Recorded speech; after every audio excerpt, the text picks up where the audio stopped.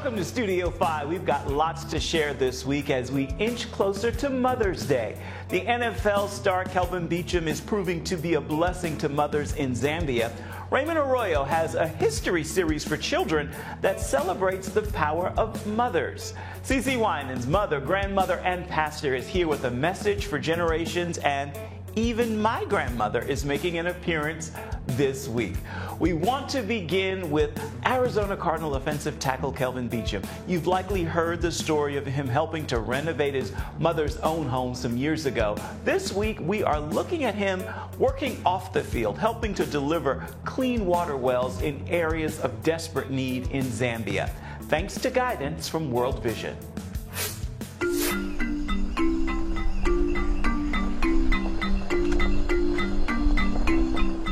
When I sat down with World Vision, the biggest conversation and the biggest, I guess, point that I kept driving home was I want to go where the greatest need is. And Zambia just happened to be where the need happened to be the greatest.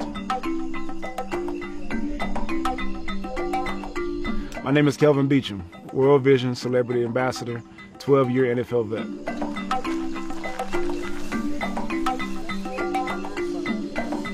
Why clean water wells is because, for one, water is freedom. You can't get to some of the other issues that are surrounding some of the families and some of the challenges without actually talking about access to water. We talk about the symptoms quite a bit. We talk about diseases, we talk about diarrhea, we talk about malnutrition. All those things stem from clean water.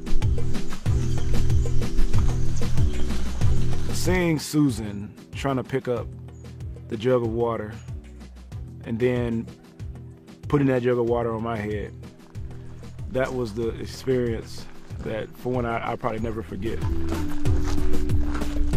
To realize that's how somebody has to go and fetch water, that experience is seared into my mind. But it's not only seared into my mind, it's seared into my soul. She has no water. She walks 3 times a day. The jug is, you know, water, so that's a weight that's moving around consistently on top of your head. She has a baby on her back, and she's doing that 3 times a day. And then, considering that there's flies, there's dead cows that have fell into that water, like, to realize some of the issues, there's snakes in that water, to realize some of the issues that are going on with that bucket at that time, you realize that the impact that you're making is literally giving freedom and liberating someone who had no liberation. It's giving somebody and granting somebody the opportunity to have access to life through water, a very basic human need. After being here and after seeing it, you're realizing that God didn't send you here, He didn't send us here, you know, just to see the work, but actually do something about what we were seeing. You know, one of the things I was praying yesterday was just, Lord, let me be where my feet are. Wherever my feet are at that particular moment, wherever we happen to be, whatever time of day it is, just help me to be present and see what you want me to see, feel what you want me to be, what you want me to feel, be convicted where you want me to be convicted, be inspired where you want me to be inspired, but wherever I'm at that moment, just be where my feet are.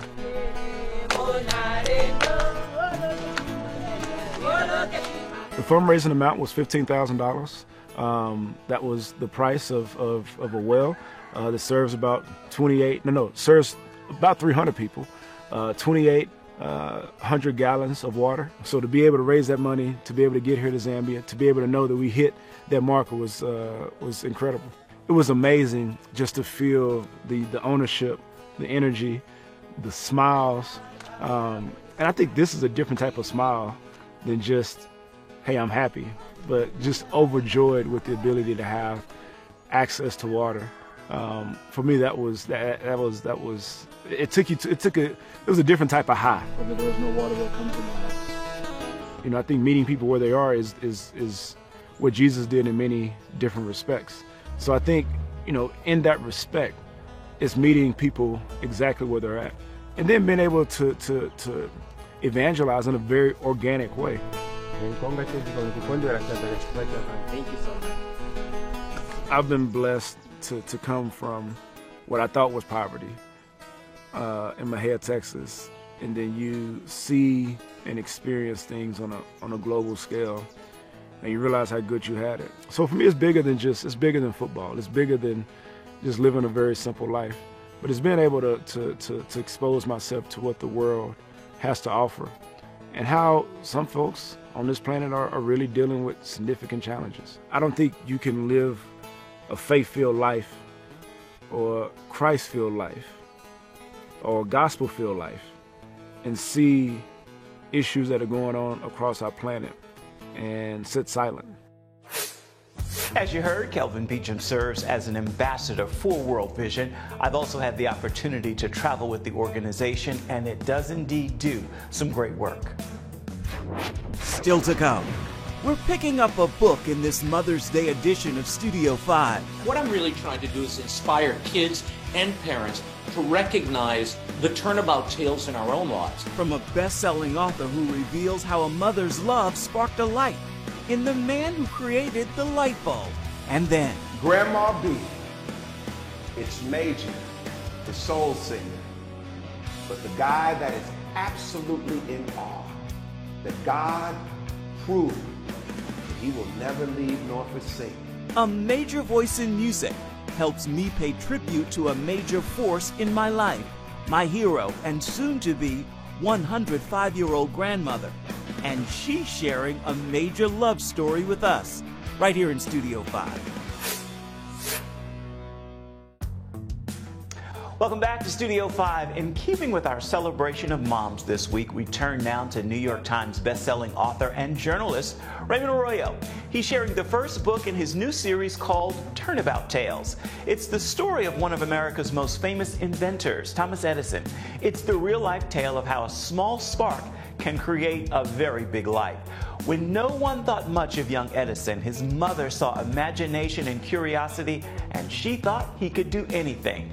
The first book in the series is called The Unexpected Light of Thomas Alva Edison.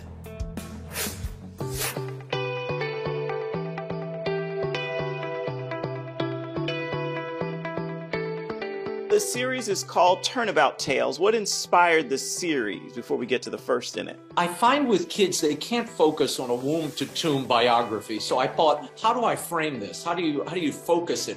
And what a turnabout tale is, it's that moment of crisis in a young person's life. It's that obstacle where they think all is lost, when it turns out that's the portal to their entire life, what they're called to. And that's what happens in each of these turnabout tales. The first being Thomas Edison, the unexpected light of Thomas Edison. I like that, the unexpected light. So what's Thomas Edison's turnabout, if you will? In second grade, Edison is registered in a school, and the schoolmaster says, he's addle-brained and cannot be taught. He's thrown out of school. He runs home in tears to his mother. His mother drags him back to school and says, my boy has more intelligence and curiosity than even you, and I'll take him home and homeschool him myself. He was homeschooled by his mother. She accompanied him, fed his passions, gave him books to read from literature to scientific and electric manuals, but most importantly, she allowed him to experiment and tinker, to play with acids and electricity and build telegraph lines around the house. He blew up the basement, he burned down the barn, but that's part of exploration and growing. And all of the things he learned from his mother, in his own words. And the reason I came to this was, there's a line he said in old age, my mother was the making of me. And if it had not been for her, I should never have become an inventor. What particularly inspired you? Was there a connection between the two of you that you felt? When I saw that line about his mother, that his mother was the making of him, I wanted to explore that more. And I thought, you know, this is a great reminder for all of us. And this is what history does. It furnishes us not only with great stories, but lessons that we can take into living. And this is about parents and mentors accompanying a child in their passion and not allowing others to define who they are or who they're meant to be. And I thought that story was worth telling. Tell me about his mom. I mean, I imagine there's more you found in research. I mean, she seems to have been a really special person and an encouragement to other mothers today. A mother of 9, a woman who, lived in multiple places, a trailblazer in many ways, but she was an educator. She was a teacher in Canada. So education was not foreign to her. And she used all of that training and poured it into her son, the only one who was in the house at the time. But certainly he talks about the training, the intellectual training his mother gave him, how to read a book deeply and quickly, and how to incorporate different types of writing, both literature as well as scientific journals and philosophy and politics. He read it all. He was presented it all from 9 years old and onward. Your hope for this series is that children and parents will be reading this? Well, my whole hope for every time I write for kids, I hope parents and mentors and teachers read with kids, because the synapses of a child's mind begin to fire and grow in the reading. When you hear an adult, and particularly someone who cares for you, read to you and you read to them. And there's the exchange of not only information and wisdom, but values, sensibilities that you get around a book that you otherwise wouldn't have an opportunity for. So my hope is every Turnabout Tale reminds a child that obstacles are just turns for you. They're moments of inflection when your life begins, not when it ends. I mean, we are still warmed by the creations, the innovations of Thomas Edison, from the light bulb to the alkaline battery to the electric grid.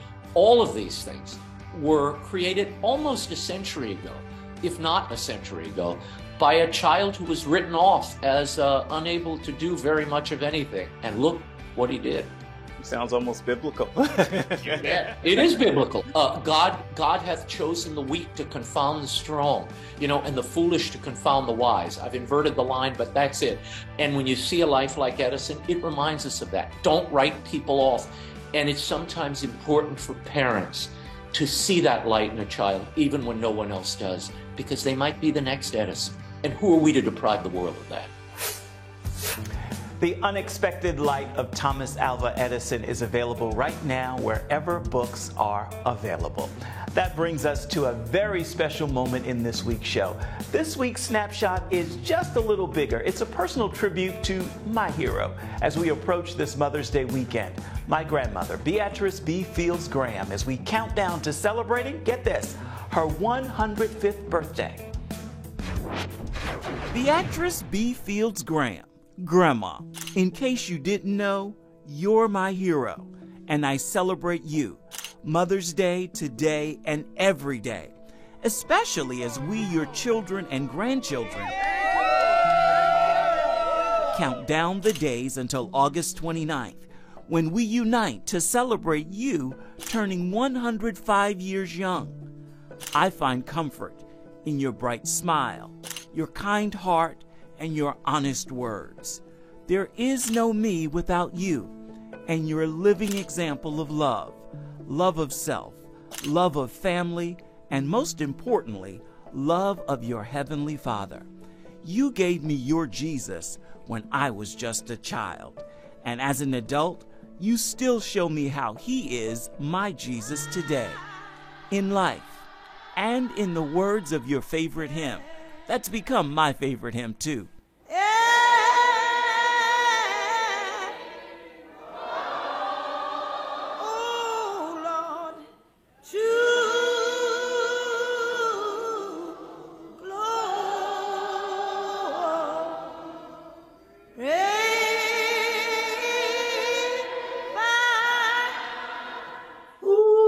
If I had my mic, I could sing it. Think you could sing it? It charged to keep I have a God to glorify.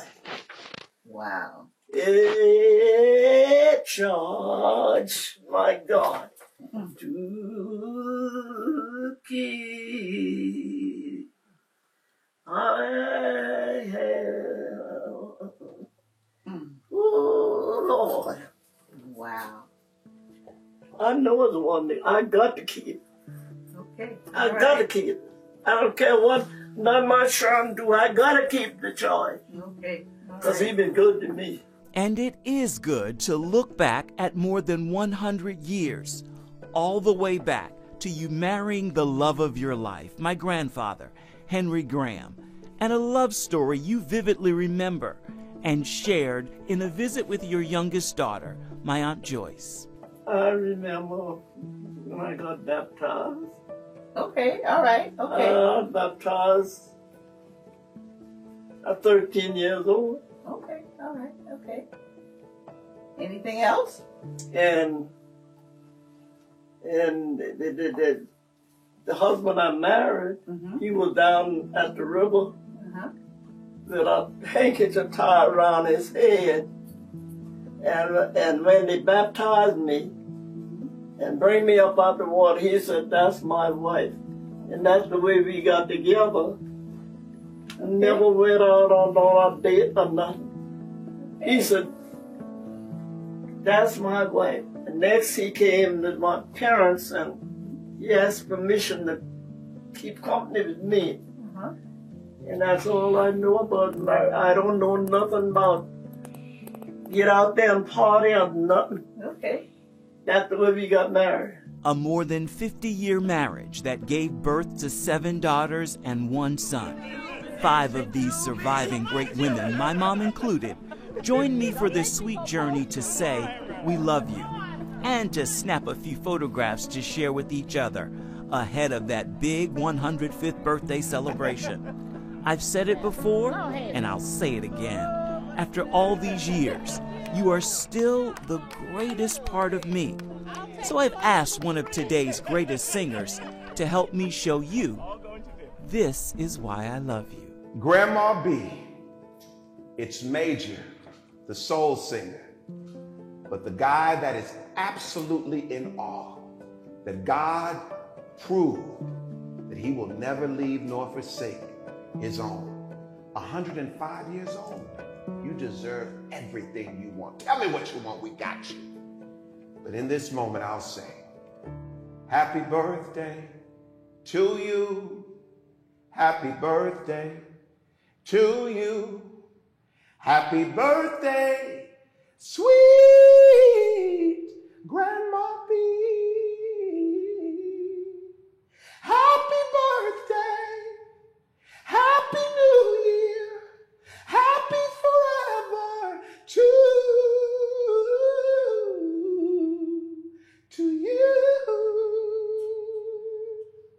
Yeah, baby. Happy birthday, beautiful.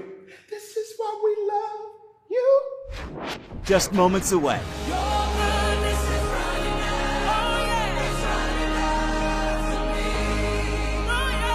Wife, mother, grandmother, pastor, and the most awarded female gospel artist of all time. CeCe Winans pays a Mother's Day visit to Studio 5 with a message for generations.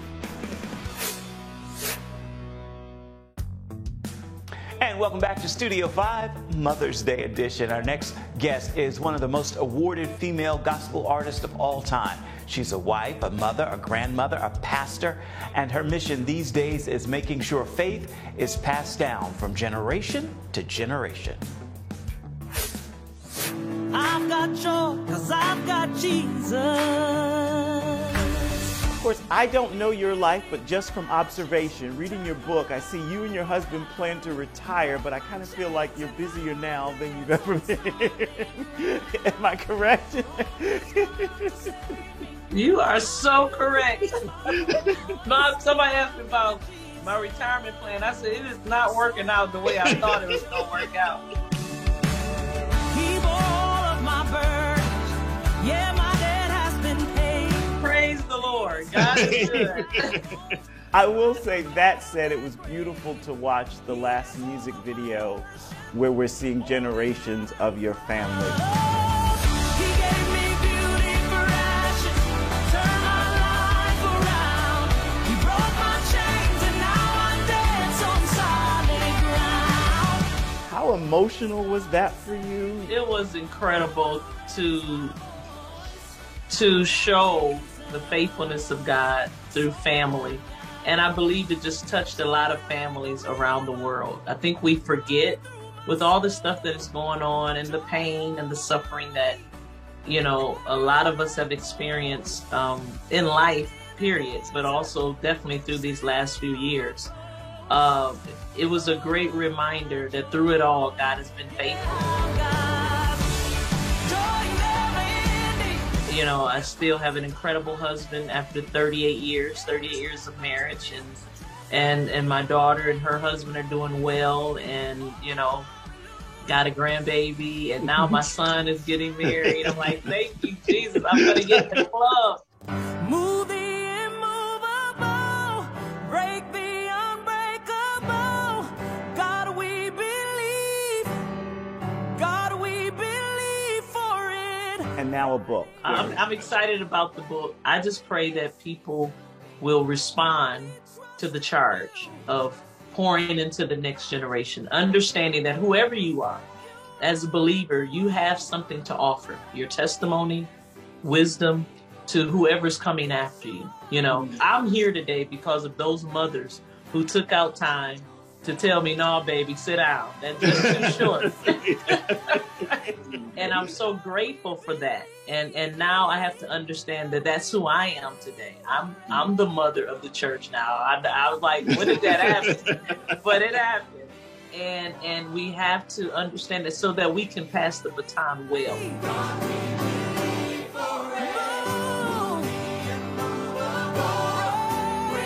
I'm grateful for every award. I'm grateful for everything that has happened throughout our career.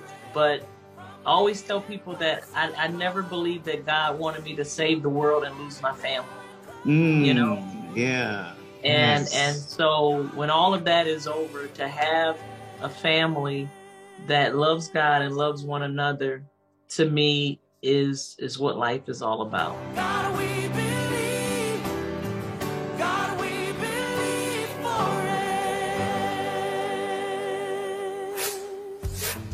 And here's some more good news in the work of CeCe Winans. She's partnering with Belmont University as an artist in residence in the fall. And that comes with a performance at Belmont's Fisher Performing Arts Center. That'll happen in September. Hey there, welcome back to Studio 5. As you know, music fuels this production every single week, and this week is no exception. Take a listen, and you'll hear why Charity Gale's I Speak Jesus is what's playing in my ear this week.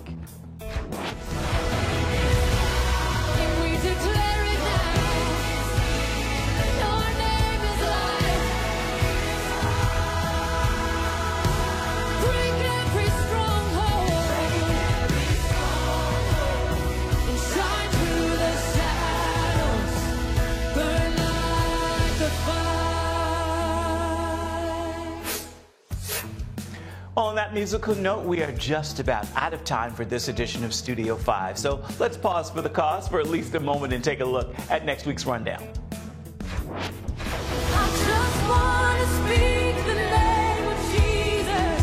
The man who penned the lyrics to this week's Studio 5 soundtrack is Jesse Reeves, and he has quite a story to share. I was playing for a guy named Chris Tomlin for 17 years, and basically the short version of the story is my wife came to me in 2017 and she said, Jesus told me something this morning and you're not going to like it.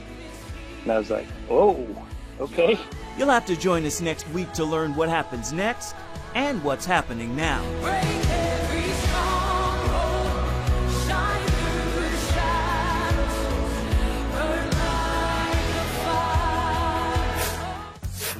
Please be sure to join us for that story and so much more next week.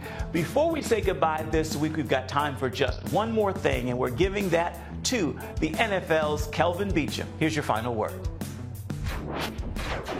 Being about it is coming here, realizing the issue, seeing the issue, feeling the issue, smelling the issue, touching the issue, and realizing I got to do something about this right now. And for me, that's what I talk about. When I'm talking about it and being about it, I can talk about it all day on any sports or talk show.